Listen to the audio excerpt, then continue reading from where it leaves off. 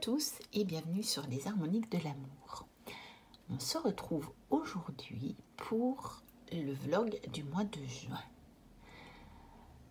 Ô juin tant attendu, quel bonheur aujourd'hui nous donneras-tu? Sur les rivières, court tes vents légers, empreints de l'odeur douce des champs au loin. Et je vous retrouve tout de suite pour la première séquence. Et nous voici à la séquence sur le reposoir des saints. Et nous allons commencer par le premier saint de ce mois dont j'ai trouvé, on va dire, un rapport dans mes jeux. C'est Saint Médard le 8 juin. À la Saint Médard, c'est du beau temps pour les canards. S'il pleut à la Saint Médard, la récolte diminue d'un quart. Saint Médard, grand pissard, fait pleuvoir 40 jours plus tard. S'il pleut à la Saint Médard, il n'y aura ni vin ni lard. On raconte en Haute-Bretagne que la Saint Médard coïncide avec l'anniversaire du déluge. La légende rapporte que Saint Médard, qui se rendait au marché vendre des chevaux que lui avait confiés son père, rencontra sur sa route un pauvre vagabond épuisé et tremblant de froid. Il lui offrit alors sa monture et son manteau, quand tout à coup, il se mit à pleuvoir des trompes d'eau. Mais un grand aigle apparut dans le ciel noir, ouvrant grand ses ailes pour protéger le saint et le couvrir tout le long de son chemin. Et bien sûr, au niveau du dicton, nous avons donc Saint Barnabé le 11 juin, qui nous dit « Le soleil de Saint Barnabé à Saint Médard casse le nez. Si Saint Médard est si pissard, il faut que Barnabé boive ce qu'il a pissé. S'il pleut à la Saint Médard, l'été sera bâtard, à moins que Saint Barnabé ne lui coupe l'herbe sous le pied. » Mais Saint Barnabé, je ne l'ai pas trouvé dans mes jeux. Par contre, j'ai bien Saint Médard dans l'oracle des saints. Donc le voici. On va aller lire le petit livret. Donc Saint Médard.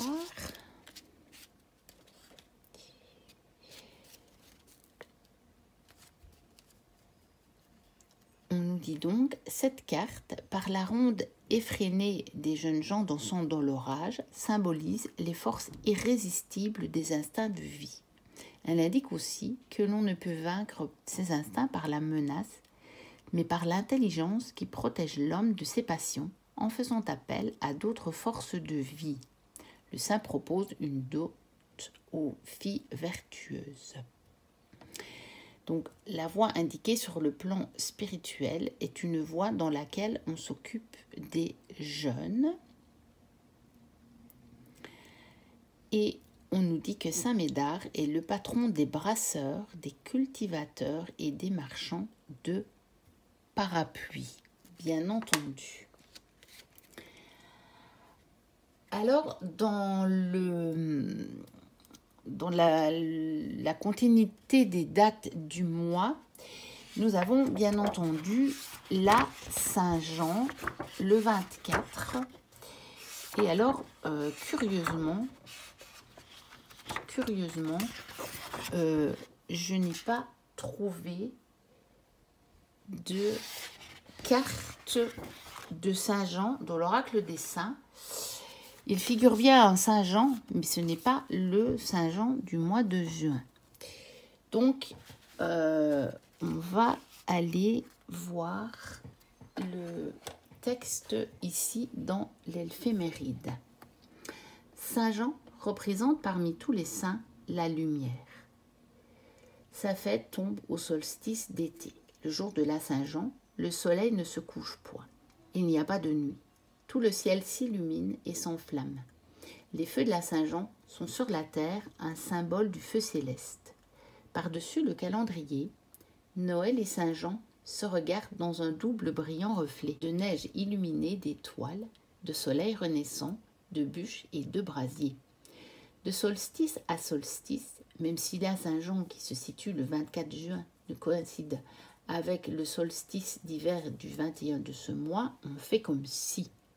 D'ailleurs, ça correspond plus à Noël. Les herbes y mêlent de semblables pouvoirs. La nuit répète les mêmes prodiges. Les feux se confondent. La magie ne fait qu'un. Deux. C'est comme si elle n'existait plus. Ces nuits-là, l'une comme l'autre, accueillent autour du feu. Les âmes des ancêtres abolissent les frontières et ouvrent au lendemain une nouvelle aurore.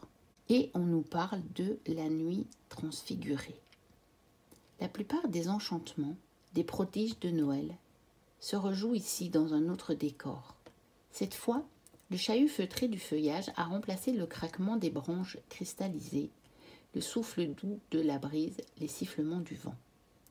Le paysage, pétrifié par le gel et la neige, a disparu sous la moire des herbes et l'ondulation des fougères. La nuit chaude, embuée de rosée et de parfums, a chassé la morsure du froid. Même les étoiles ont voilé leur éclat d'une lueur plus diaphane. Les fées vont quitter leur brocart, leurs robes de velverette pour courir en chemise légère ou nue, ceintes de lierre, de fleurs, danser en ronde au creux des vallées, au sommet des collines, dans les clairières que leur ouvre la lune et sur les vastes étendues des pâturages couronnant la haute montagne de Honeck. Là-bas, ce sont les folâtres blanquettes qu'on aperçoit glisser sur les pentes de Gascogne. Et demain matin, de retour de la fête, on pourra voir de loin, en haut de la montagne inaccessible du Dauphiné, les dentelles blanches des demoiselles mises à sécher après le bal. Abandonnés, dénoués de leurs chignons et coiffes limbifères, arrachés au passage en vol au rami, de longs cheveux fins de fée, de la Vierge aussi, et pendent sur le feuillage guirlandes d'or et poudre païtine qui enflamment les doigts de l'effronté assez fou pour les cueillir. Et la terre s'ouvre, des pierres virent, des dalles s'écartent, découvrant des escaliers, des cavernes, des monts souterrains riches de trésors. Les ruines abandonnées aux ronces, aux orties, tout soudainement se redressent, lancent aux cieux des murailles, des donjons et tout de marbre blanc bruyant d'une vie de château en fête. Des blanches herminettes, des lièvres verts, des lumerelles, des ouilis voltigent dans la brume, au ras des eaux, des prés mouillés, des chèvres d'or dans les airs. La chèvre du château Pierlot est d'or de la barbiche à la queue. C'est une gourgandine, une ancienne duchesse, belle comme le jour, mais noire de cœur, coquette et perverse, préfère à séduire son futur beau-père plutôt que d'épouser le fils moins fortuné qui en mourut de chagrin. Qu'importe, le vieil époux la couvrait de titres d'or et de bijoux, un véritable trésor qu'elle amassait en cachette dans ses caves.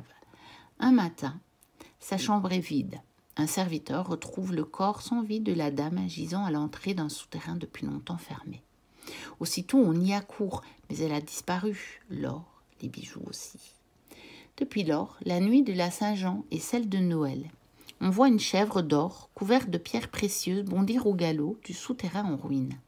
À celui qui parviendra à la saisir par la queue, elle devra indiquer le lieu où son butin est enterré.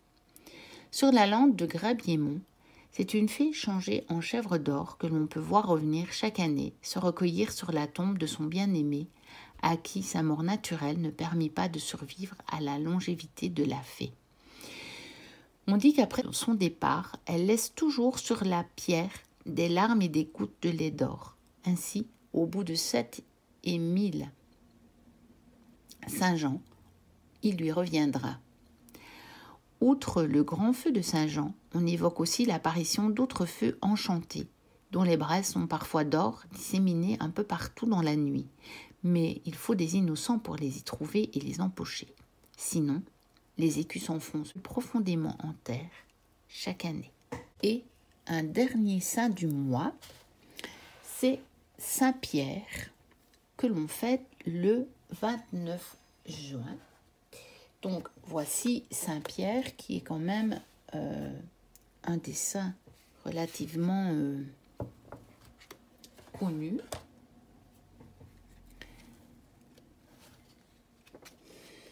Et nous allons aller voir le petit texte et le petit message. Les poissons font référence à la constellation des poissons et à l'ère du même nom. Le filet symbolise le monde de la manifestation dans lequel l'homme est emprisonné. Et les clés signifient l'accès au royaume de Dieu, c'est-à-dire à la libération de l'âme hors des cycles du temps.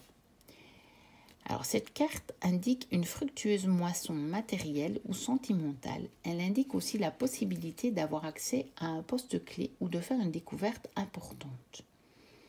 Sur le plan spirituel, la voie indiquée passe par le décryptage des textes difficiles comme les textes mythologiques.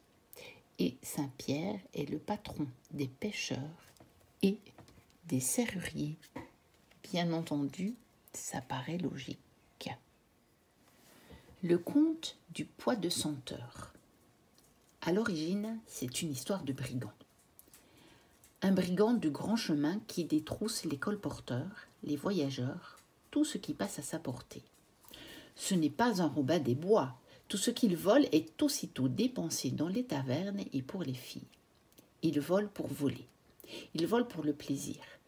La vie ne vaut pas cher, c'est tout ce qu'il sait faire. Et il est habile, il n'a peur de rien.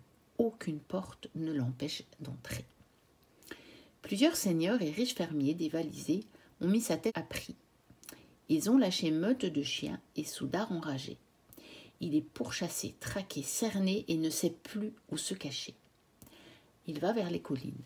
On parle là-bas d'une faille menant dans l'autre monde. Le royaume des fées, des femmes fées et pâles qui font tout oublier et dont la reine est aussi belle que le jour et la nuit. On y entre par hasard, on n'en ressort jamais. On sait que les fées aiment les bergers, les paladins et les voleurs de rêves. Le brigand, en trébuchant, est entré. Tout était d'or et d'azur, comme à travers une eau très pure, couleur de fleurs, d'ailes de papillons, et sentait bon à en perdre la tête. Des filles aux cheveux de lin, nymphes, biches et renardes à la fois, aux yeux fendus de chat, sont venues autour, le conduire auprès de la souveraine.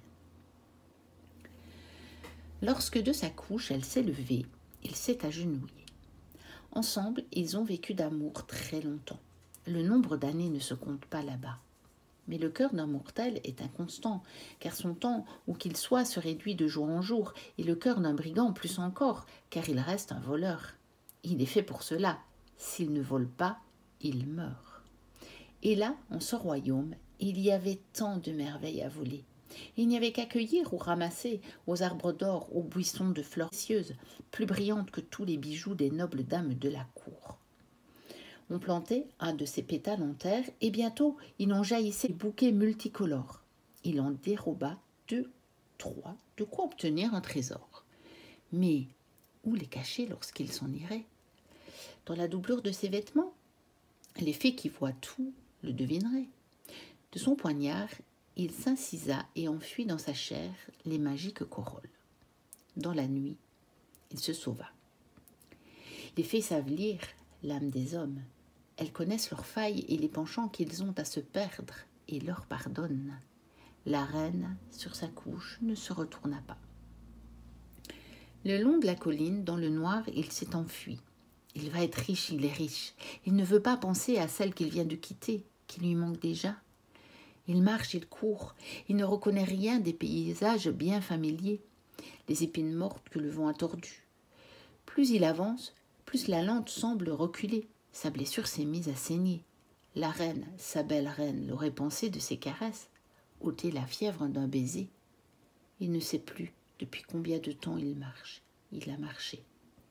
Combien de nuits, combien de jours, combien de villages déserts il a traversés.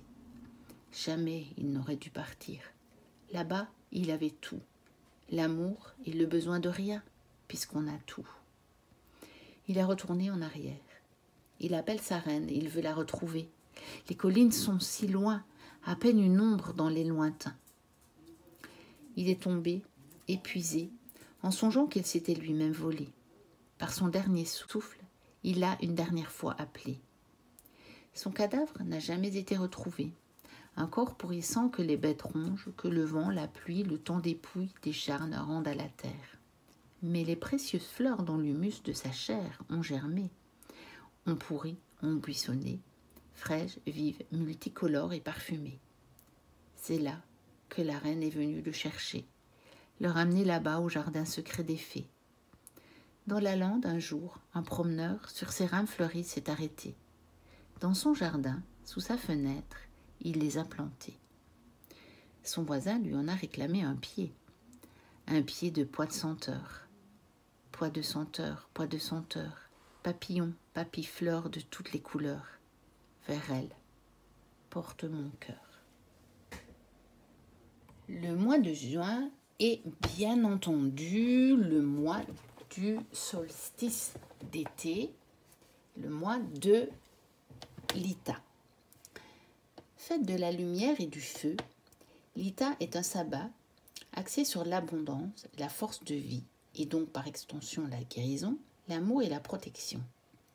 Les rituels d'amour et de fertilité seront grandement amplifiés durant ce sabbat.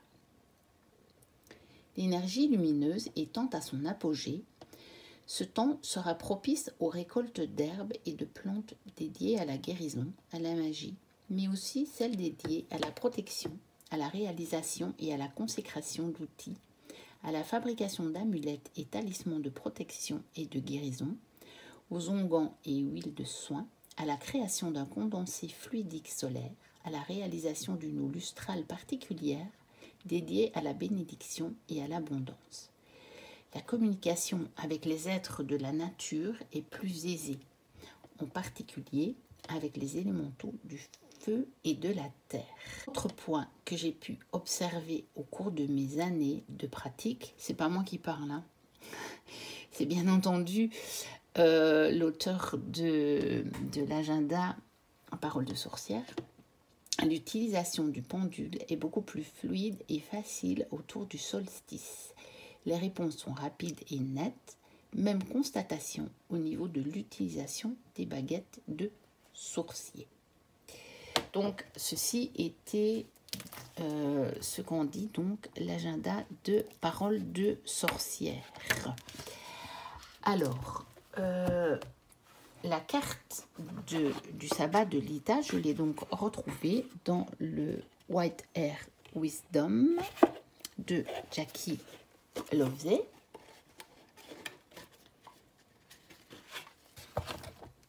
Donc une carte bien entendu avec un magnifique soleil, bien sûr.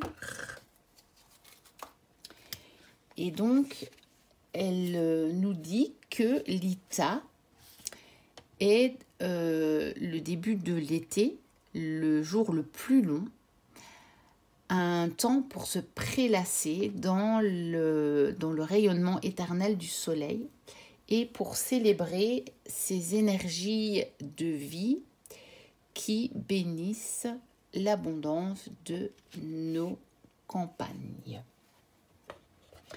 Et bien entendu, j'ai aussi retrouvé le sabbat dans l'oracle Wicca. Donc, voici la carte. Voilà, pour ce que ça donne. Voici, et nous allons aller lire le petit message. Donc, l'Ita, on nous dit « Profitez de ce moment énergétique pour réaliser vos objectifs, qu'ils soient magiques ou communs. Votre charisme personnel est fort et votre chaleur magnétique attirera les autres. Vos liens avec la communauté prospèrent dans la communion des mêmes idéaux. Une affirmation, je suis pleine d'énergie rayonnante et joyeuse, et le défi, quelle est ma plus grande force ?» Voilà donc en ce qui concerne ce sabbat de l'Ita. Nous voici arrivés à la fin de ce vlog. N'hésitez pas à liker, à commenter si le cœur vous en dit, à vous abonner si ce n'est déjà fait. Moi, je vous dis à très bientôt pour de prochaines vidéos. Et d'ici là, portez-vous bien. Bye bye.